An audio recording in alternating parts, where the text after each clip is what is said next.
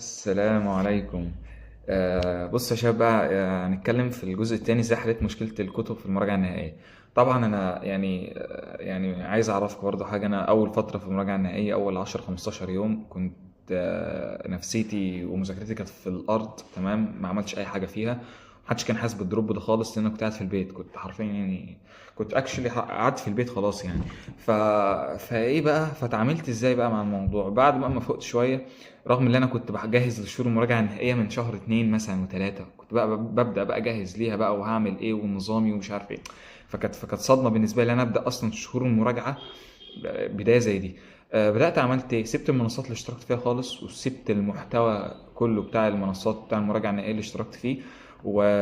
وسبت الكتب بتاعه المراجعه النهائيه ذات نفسها. وسبت كل حاجه، يعني سبت كل حاجه كانت تخص المراجعه النهائيه جبتها واشتركت فيها. ومسكت كتب اول السنه.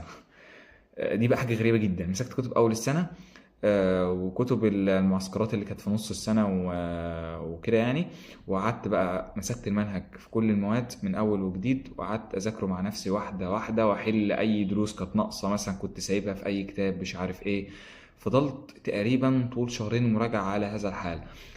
ومشيت بتكنيك ونظام معين بصراحة تحفة. واللي قبلي أنا النظام ده واخده من دفعاتي اللي قبلي اللي دخل الطب، وبرضه هم نفس الكلام. نظام تحفة. ويعني أنا بصراحة ما شفتش حد دخل كلية طبية أو كلية كويسة غير لما ماشي على النظام ده. هتكلم إن شاء الله، استنوا يعني هحط لكم الفيديو بتاعه بإذن الله يعني قريب على القناة.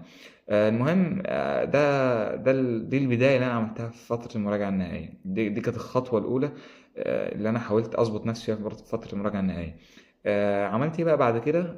يعني في الكتب بقى والمنصات، كتب الاشتراك اللي دفعت فلوسها والمنصات الحاجات دي كلها.